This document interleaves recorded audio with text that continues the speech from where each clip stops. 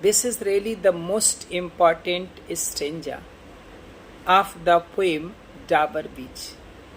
डाबर बीज का ये बहुत ही इम्पॉर्टेंट स्टेंजा, इसको बढ़िया ढंग से समझेगा।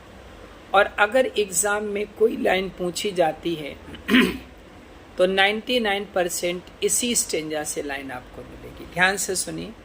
पोइट अपनी बिलविड से कहते हैं कि आह लव, हे प्रिय, let us be true to one another. चलो हम एक दूसरे के प्रति प्रेम में सच्चे रहते हैं।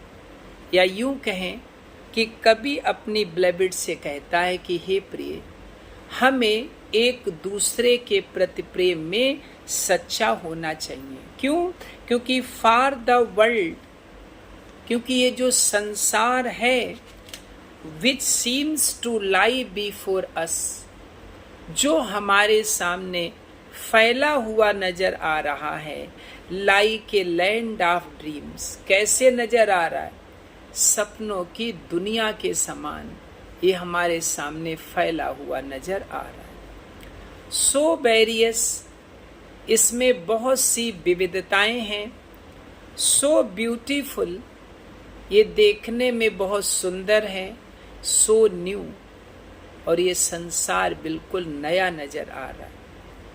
लेकिन रियलिटी क्या है? हाथ रेली नीदर जॉय, वास्तव में इस संसार में ना तो जॉय है, नार लव, ना ही प्रेम है, नार लाइट, और ना ही यहाँ प्रकाश है। नार सर्टिट्यूड, सर्टिट्यूड माने निश्चितता, सर्टेनिटी, क्योंकि लाइफ में कुछ भी सर्टेन नहीं है। Nothing is certain in life. In fact life is the name of uncertainty, है ना?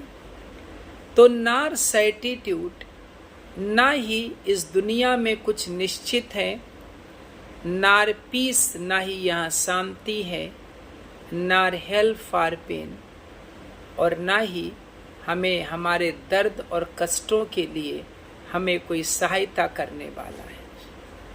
And we are here as on a darkling plain. Darkling कहते अंधकार से भरे हुए, प्लेन माने होता युद्ध क्षेत्र या मैदान।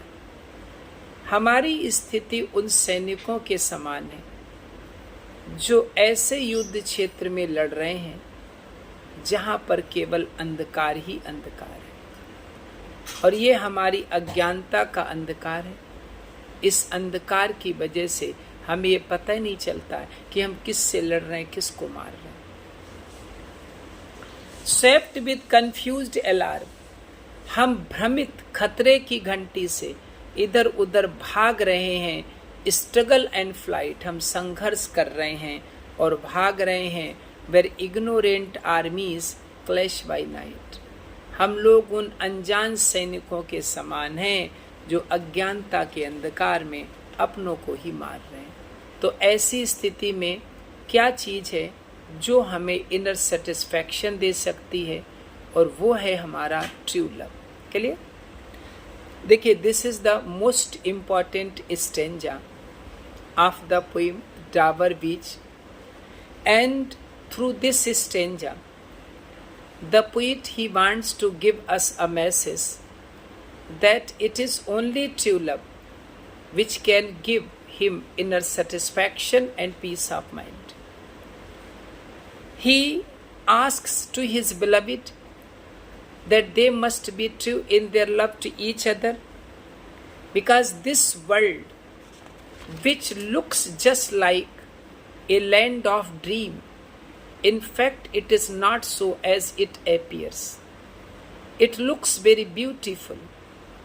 It looks as if it has many varieties. It looks new. But the reality is this, that there is no joy, no peace, no love, no light in this world. There is no certainty. I have just told you that life means uncertainty. There is no peace. And here there is no one who can come forward to help us.